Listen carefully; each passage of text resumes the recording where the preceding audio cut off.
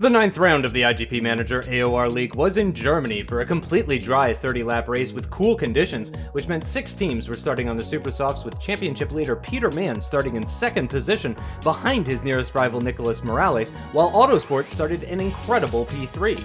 Lap 5, and while Daniel Thomas made his move on Autosport, Cesar Navarro deployed his boost and overtook the both of them up to 6th now after starting in 10th. End of lap 6, and 2 of the Super Soft runners were into the pits, including the race leader Nicolas Morales. He went on to a set of softs for his second stint, as did Pressy. 1 lap later, and the championship leader Peter Mann was into the pits, along with Jose Luis Navarro, opting for the softs and mediums respectively. Amazingly, Peter Mann came out of the pits ahead of Morales, utilizing the overcut to surpass an almost 2-second gap between them before the pit stops. End of lap 10, and a number of cars were into the pits for their first of 2 stops on a soft strategy, while a few teams continued for another lap, including Cesar Navarro, Valentin Cordier, and Nicolas Carrasco.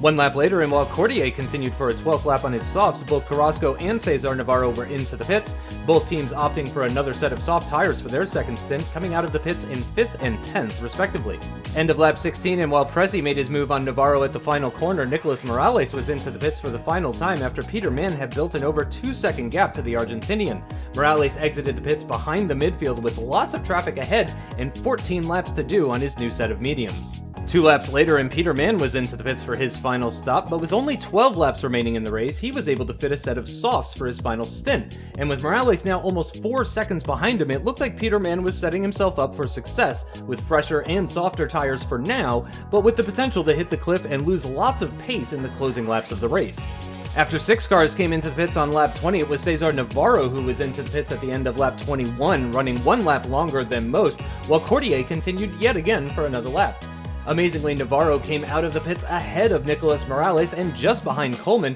who was due for a 3rd stop, which meant that Navarro was now in a net 2nd position with only a 9-lap stint to run at the end, and with about half of his boost still remaining, while both Mann and Morales had no boost remaining at all. While Peter Mann's gap to Navarro didn't change much at first, his tires started to show their age around lap 28, and as the penultimate lap started, Navarro had just set a lap time that was more than a second quicker than Mann's. By the time they reached the DRS zone, Navarro was already within 1 second, and with the extra speed, closed right up to the back of Mann, but holding back in the end to wait until the final lap. Less than a minute later, the inevitable happened as Navarro used the boost and the DRS to sail past Peter Mann to take the lead of the race on the final lap after starting from 10th on the grid, an incredible result. Morales rounded out the podium positions but was nearly overtaken by Cordier in the closing stages of the race, another top 5 finish for the league's newest manager. He was followed by Turkey race winner Chandler Sutton. In the championship standings, Peter Mann extended his lead over Morales by another 3 points, bringing the gap to 13 now,